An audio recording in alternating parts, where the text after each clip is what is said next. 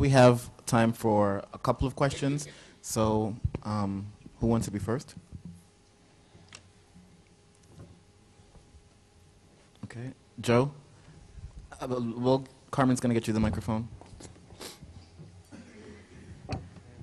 Hello, thank you for your talk. I actually missed the start of it, but I've heard you speak before, and I, every time I hear you, it's great. My question is I've read that it's a question about piracy, really, and the decision you've taken there. I read in Emprendedores magazine that 90% of your revenue, this is in Zinkia, comes from merchandising. Yep. And I'm just wondering, first of all, is that correct? And second of all, was there, was that always your plan, or was that a decision you took as a result of, how things were going? And I mean, would you advise other companies to do the same thing? Not focus so much on piracy, give their content, more for free, and then, make the money on merchandising.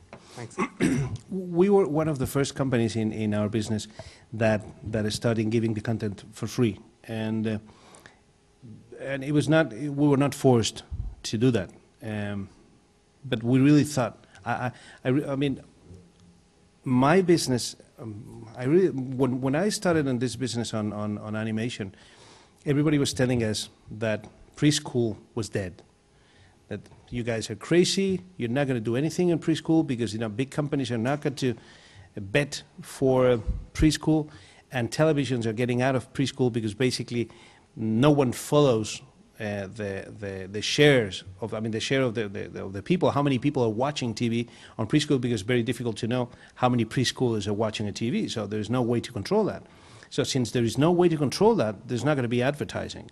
So TVs are going to get out of preschool, and we really thought that was stupid, because we thought that you're not going to, people, intelligent people, are not going to leave kids at home without being able to watch something when they wake up, before going to school, and when they come back to school. I mean, you need to do something with your kids for 2 hours while you clean the house, or you make dinner, or you make breakfast. I mean, it's as ridiculous as this. So there was no way TVs are not going to be programming any more kids TV for preschoolers. We were completely sure about that. So we kept moving forward. But the problem was still the same. There was no advertising for that. And TVs started paying less and less and less. And there was this huge big companies. I mean, the market in which I am, it's basically controlled by very big companies, and there are lots of small companies. The entrance barriers have come a lot down because the technology you needed to create a series 10 years ago was very expensive, but now that technology, it is very, very cheap. So basically, a few friends together can create a series and start doing it without a big investment, just their personal investment. So when televisions, without having advertising, were paying lower, lower, and lower, we thought there was a great opportunity for us to get in by basically giving the content for free. So we were one of the first guys, or the first companies, giving that content for free.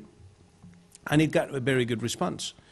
And so we started selling quite fast, and TVs, and so the awareness of the brand, and then we get to our business. Our business is not animation. Our business is to generate a brand.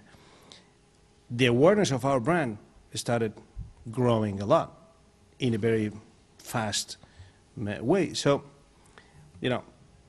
you said, look, I could make 30 or 40% of the cost of my series out of TVs, out of selling the series to TVs.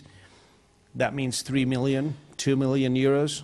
But I prefer to have a brand that it's a lot more known by lots of people, and I could make a lot more money by selling goods to those people than just expecting a negotiation that it's going to be falling in price in the future. So I think it was a very smart decision at that time. And now everybody's selling. Everybody's giving the content for free to televisions on that particular area of preschoolers, not on the others, on preschoolers. And what's happening now, it's even worse now, is that televisions have realize the importance of their spaces, and they come back and say, yeah, we take it for free, but more than that, we get X% of your business in this country, so you get this amount of money in this country, we want a part of that.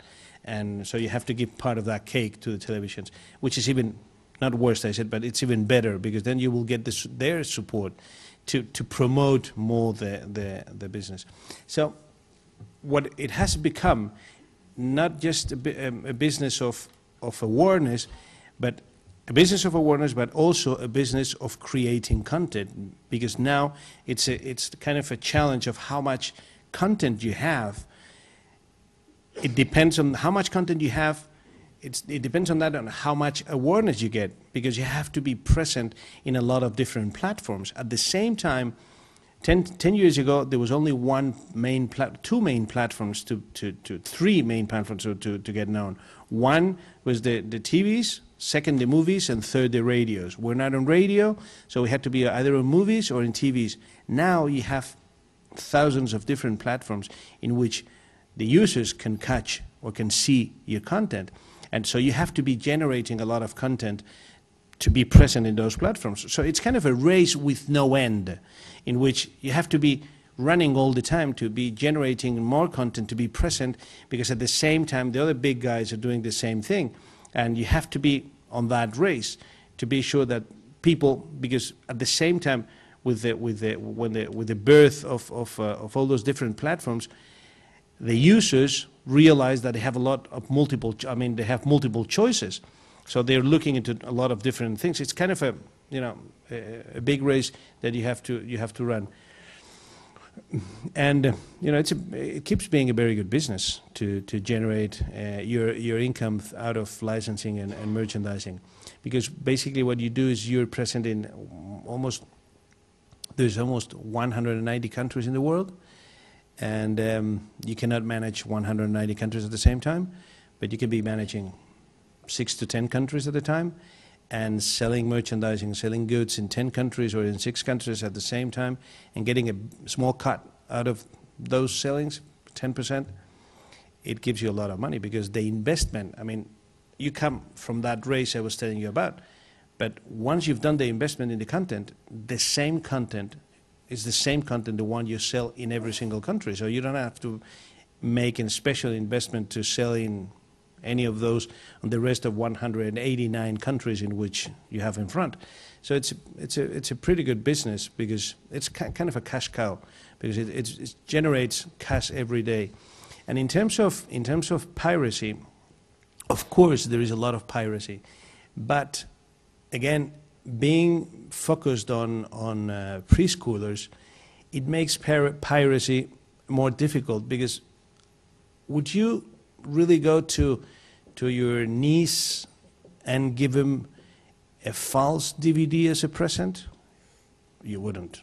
You would go to the shop and buy a good DVD and sell it. Give it to him as a present. Or a grandfather would not go to one of those guys selling fake DVDs and buy them for €1. They will go and buy them for 10 or 9 and give him as a present. In fact, we've sold almost twice the number of DVDs that, for example, but I don't remember the name of the movie now, but big, huge Hollywood successes sell. So it really works. And of course we have piracy, but we have piracy in plush. We have piracy on the most expensive goods we sell. But just take in consideration that the most expensive goods we sell them for €25. We normally sell goods for 10, 8, 12. So there is no much there is not a big margin for the guys that do the piracy. So we don't suffer. There is piracy, but we don't suffer much on that. You can say that 10% of our business, 20% of our business, not more.